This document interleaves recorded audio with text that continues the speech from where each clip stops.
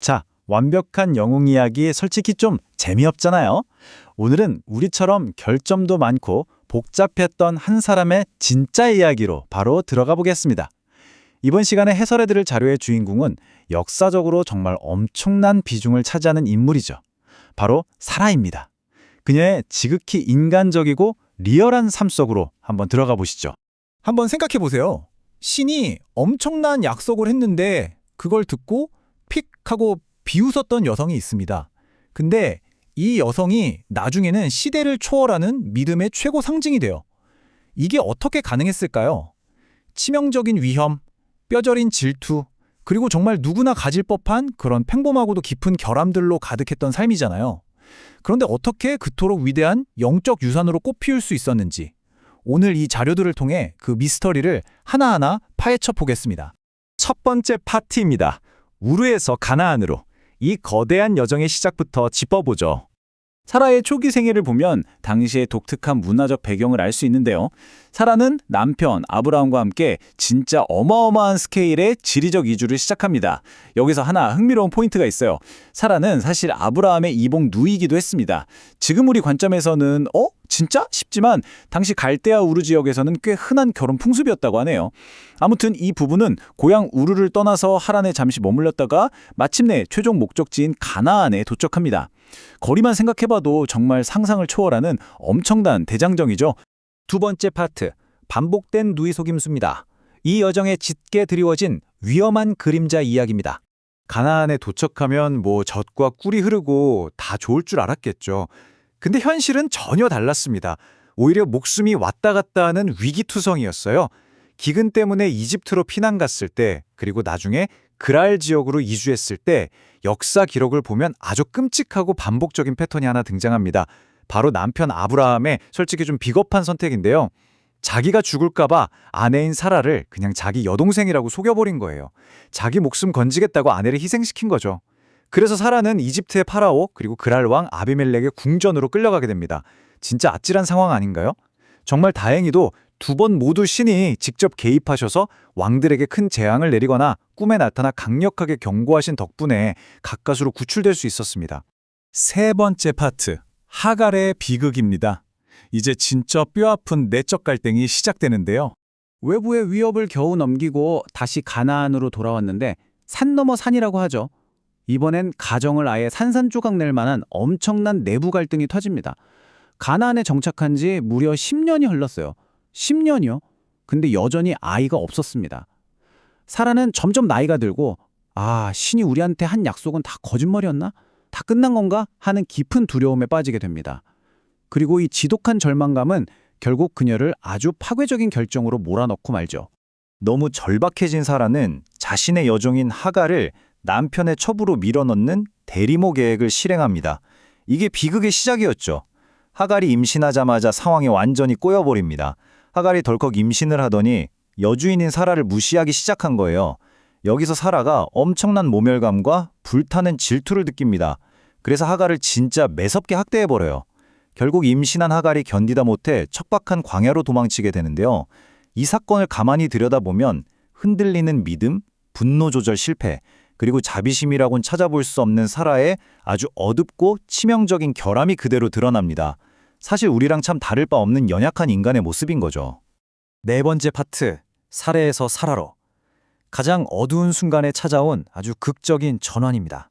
이런 심각한 도덕적 실패와 절망적인 상황에도 불구하고 그녀 나이 무려 89살에 이 이야기의 가장 눈부신 반전이 일어납니다. 신이 직접 개입해서 그녀의 정체성을 아예 통째로 바꿔버린 거예요.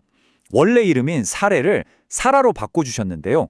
이 새 이름 사라가 무슨 뜻이냐면 공주나 왕비 혹은 열국의 어미라는 뜻이에요.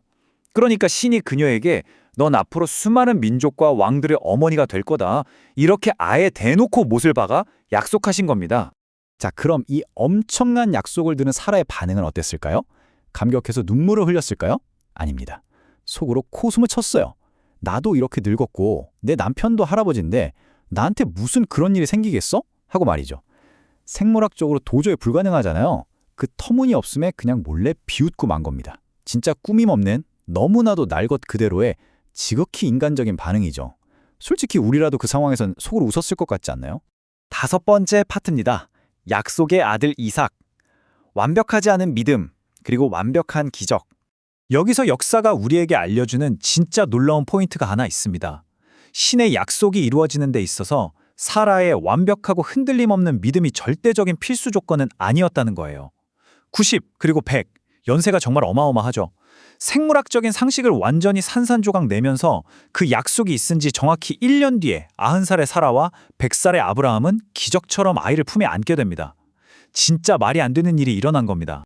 부부는 이 기적 같은 아들의 이름을 이삭이라고 지었습니다. 이삭이라는 이름의 뜻이 뭔지 아시나요? 바로 웃음입니다. 와, 이거 진짜 기막힌 반전 아닌가요? 불과 1년 전에 신의 약속을 못 믿어서 피식하고 비웃었던 그 냉소적인 웃음이 아이를 품에 안는 순간 도저히 말로 다 할 수 없는 감격과 벅찬 기쁨의 웃음으로 180도 바뀐 겁니다.